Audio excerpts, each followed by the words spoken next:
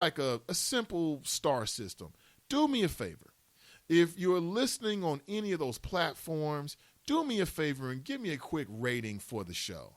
And again, as I understand it, that just helps to give the show more visibility. So I'll leave it like that. I'll let you decide. But I appreciate you. Is that right? Narcan? I don't like that idea. I don't like the idea. I don't like it at all. Not one bit. Narcan? Omar writes, maybe Trump was saying that's my nigwa in a politically correct way. Well, he's not. The man doesn't know Trump, and he's not a Trump supporter. Last name, Cheadle. I've never, ever seen or met or read about another black man with the last name Cheadle, like Don Cheadle, the actor, but I guess there's a lot of them. Kiramir writes, hi, Nate. Did you ever mention Deshauna Barber crowned Miss USA 2016? Kiramir writes, she is a sister. No, I did not, but I did see that. And a beautiful sister she is. Deshauna Barber, that's right. She was crowned Miss USA. I didn't have much more than that with it. Is there a hometown connection? Let me see. Miss USA. And I didn't even know she's an Army Reserve officer. I did read that. She's from the District of Columbia, 26 years old. What do they get for being Miss USA? Is it still like a scholarship thing? I mean, number one, you get the prestige. So who knows? I mean, you know, maybe you could end up like on a reality show. That'd be hot. Like all the former Miss USA. As a matter of fact, there is a former Miss USA or Miss America or whatever they want to call it. I used to think they were the same thing, but they were two different separate competitions altogether.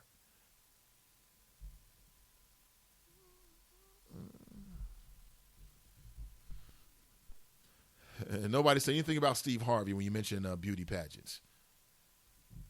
Carolyn writes, I'm sure they were laughing at him. Right. I don't know.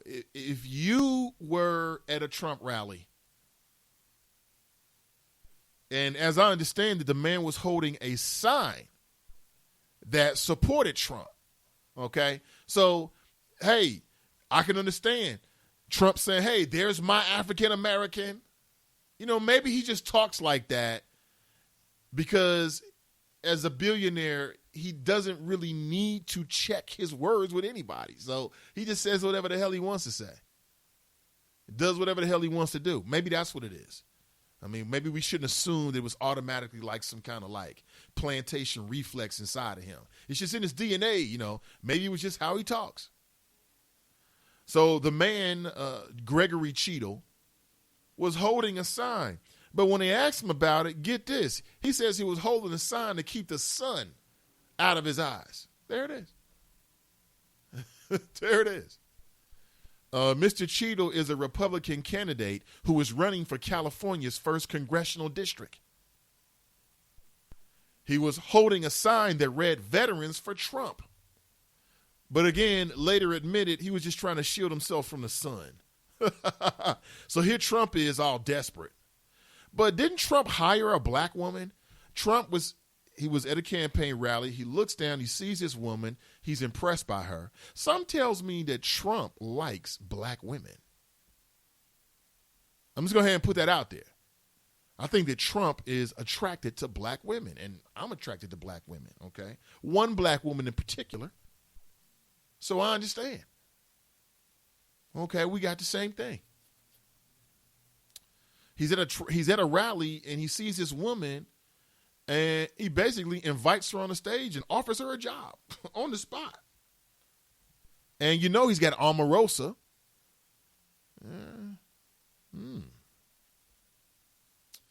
Billy writes, Nate, the young lady's father should do his Superman impression like the father did of the young lady's murder. Exactly. Props to that man. I saw an interview on CNN, and that brother said he wanted to break his jaw. Could you imagine this man is smirking? He killed your child. Inside of me, I want to take him out of his reality. And again, I would be very sympathetic because I'm a jury. I always make that point. I'll make it again. What's up, brother Akeem? I was just at an event last week. I told you all about it.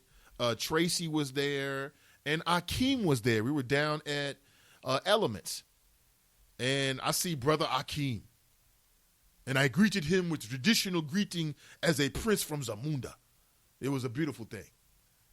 Akeem writes, the African club owner name was Sharak from Ethiopia.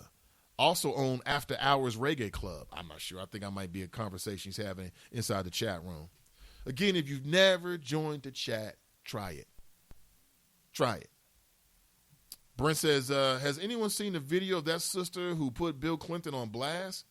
Shout out to her for her courage while the brothers were posing for a pic with him. There's a lot of sisters out there with a lot of courage. I did see it, and you're right. That's a real MC type right there. I recently ran into a young activist in the city of Cincinnati. Her name is Christina Brown. She said she had been listening to the show, when I was at my old gig. And, just tremendous fire, heat. I love people that can hold their own, who have their own political viewpoints, who are not afraid to say, when everybody in the room is like, nah, this is great, they say, negative is not. I respect those kind of people, especially when it's coming from a righteous place. Charles writes, and good morning to you, Charles. He writes, Dieter's comments were way out of bounds. Historically, crack has ravaged the black community. I wonder, had the race of the people were white, would he have likened the neglect to heroin use in the bathroom? Probably not. Yeah, as I said earlier. Shut the up. That's for Joe Dieters for that comment. However, I think Monique earlier, she put up an eloquent defense. It was a great flow. Flow recognized flow. That was a great flow. Dieters writes, or Jerica writes, Dieter said what he meant. He said crack because the mother was black. Not nitpicking, in my opinion. We are just pointing out the obvious. So there it is, Monique. People said we're not nitpicking. Tell me we're nitpicking. There's nothing nitpicking about something somebody says. To me, that was pretty much blatant. Crystal writes, Trump was retelling a story about how a black supporter was at his rally behaving when agitators rushed the stage, thus resulting in the black guy standing up and slugging the agitators. He was asking Mr. Cheadle to back up his account of the incident. Keenan writes, in Louisville, which we go to a lot, they have a massive, cool, real-life items for Ali. We love it down there. Maybe we should do that something like that up in Cincinnati. I don't want to see no damn boxing gloves at the Freedom Center, man. Who do you think I am? It's going to take more for that for me to pay for parking. So I got to pay for parking, and then I got to pay for admission. And oh, by the way, I stand by my claim. Black people should not be charged to get into the Freedom Center. They've got a slave paying in there.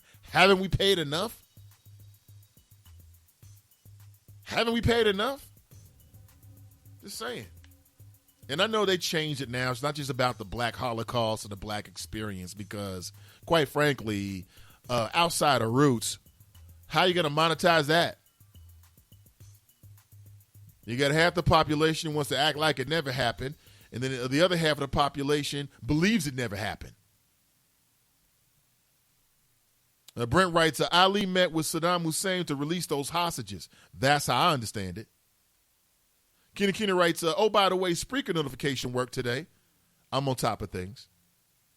Darren writes, right, Nate, especially when Joe Frazier gave him and his family money when Ali was broke from being banned from boxing. He was dead wrong for that. That's right. Daryl knows the backstory. That is right. Joe and Muhammad Ali, as I found out from watching a documentary, they were close friends. I mean, there was a time when Ali was broke out here in these streets. Dead broke. With mouths to feed. Family. Children. Because he wasn't allowed to make money and monetize his God-given talents. And that was being gifted inside the boxing ring.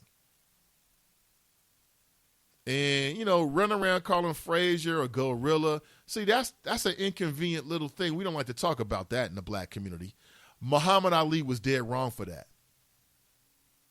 He was promoting all kind of issues, right? Some of this light-skin, dark-skin issues. How many people, when you were a kid, kids either teased you or you watched them tease another black boy or black girl because they had very distinct African features. And you got Muhammad Ali running around here playing into that? Muhammad Ali was wrong for that. And stop saying Muhammad Ali changed the world. We don't know yet. Someone whose life he touched might change the world. But if Ali changed the world, we never would have gone back into Iraq. That's the modern day Vietnam. It's a meat grinder. A lot of folks getting killed, a lot of rich cats getting richer, and you got a nation that's got to pay for it. That's us. And how is it that when these Republicans start talking about the national debt, and they start talking about all these things that, government institutions that are necessary, that they want to close down because it's too costly? How is it that not one of them ever mentions the costliness of war? How is that? Never happens. It never happens. Riddle me that. Kenny writes, I think it's symbolic the way it's facing the Kentucky side because many of our slave ancestors had to cross the Ohio River from Kentucky to gain freedom in Ohio. I think she's right. What she just said.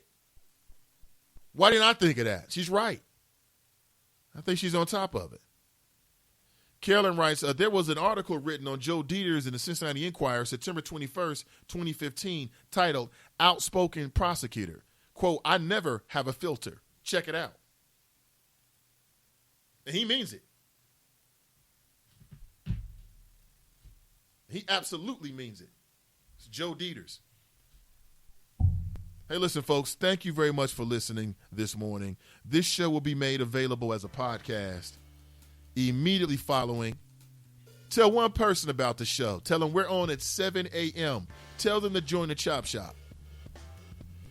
And I am, as we speak, working on updating my studio so that we can interact on multiple levels.